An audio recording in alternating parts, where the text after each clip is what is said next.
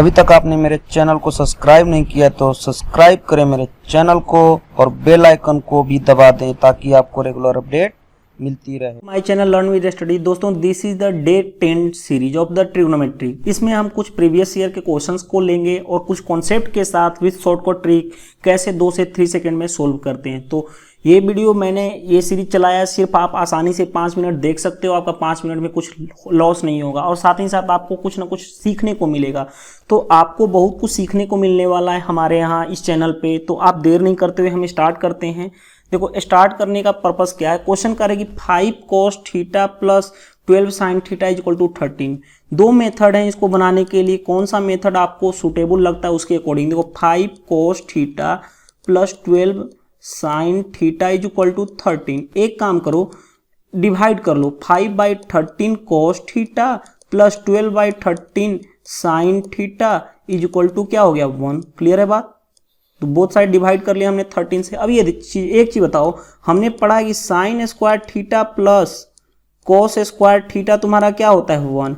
अब ये बताओ, यहाँ पे अगर ये कोस थीटा है, यहाँ पे क्या होना चाहिए कि ये कोस स्क्वायर थीटा हो जाएगा। यानी कोस थीटा की वैल्यू ये हो गई, ठीक है। तभी cos theta into cos theta cos square theta, और यहाँ पे साइन थीटा अगर रख देते हैं साइन थीटा तो sine theta into sine theta sine square theta. Cos square theta plus ये बन जाएगा ना तुम्हारा cos square theta plus sine square theta equal to 1।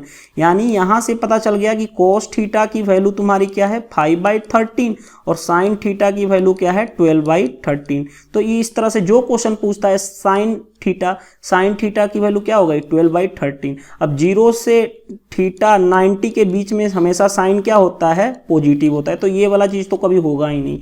Next देखो, मेथड 2 की बात हम करते हैं। तो मेथड 2 में हम इस तरह से कर सकते हैं। देखो, मेथड 2 की हम बात करते हैं। देखो, मेथड 2 की बात हम करते हैं तो देखो, हमें पता चल गया कि 5 12, देखो इधर 5 दिया हुआ, इधर 12 दिया हुआ, 13। 5 12 13 एक क्या है ट्रिपलेट है, ठीक है, यानी ट्रिपलेट है। देखो ये चीजें हैं। अगर ये थीटा है, ये 5 है, ये 13 है और ये 12 है। अब ये बताओ 5 cos थीटा है, ठीक है, प्लस 12 sin थीटा है इज इक्वल टू क्या है 13।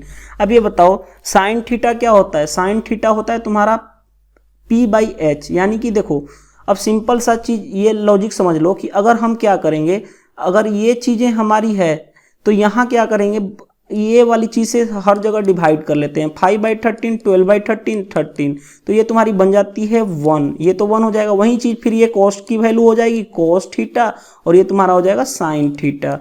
तभी तो sin square theta plus cos square theta 1 हो जाएगा। तो दोनों में से जो वैल्यू जो चीजें आपको सुटेबल लग रही है उसके अकॉर्डिंग कर सकते हो। नेक्स्ट क्वेश्चन हम बात करते हैं। देखो, नेक्स्ट क्वेश्चन कह रहा है कि 7 sin square theta plus 3 cos square theta is equal to क्या दिया 4। ये बताओ मेरे को sine square theta plus cos square theta क्या है होता है तुम्हारा 1 होता है, ठीक है।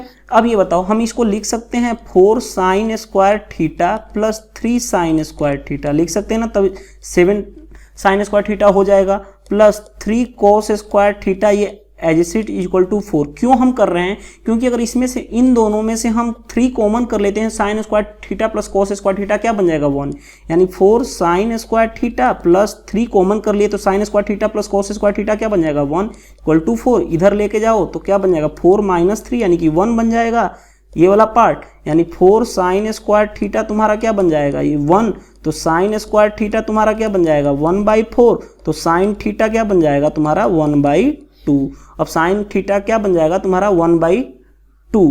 अब देखो वैल्यू किसकी पूछ रहा है tan थीटा। अब देखो साइन थीटा 1/2 कब होता है, जब theta is equal to 30 degree हो। तो अब हमें पूछ रहा है tan थीटा यानी कि tan 30 डिग्री। tan 30 डिग्री क्या वैल्यू होती है 1/ तुम्हारा क्या होता है √3।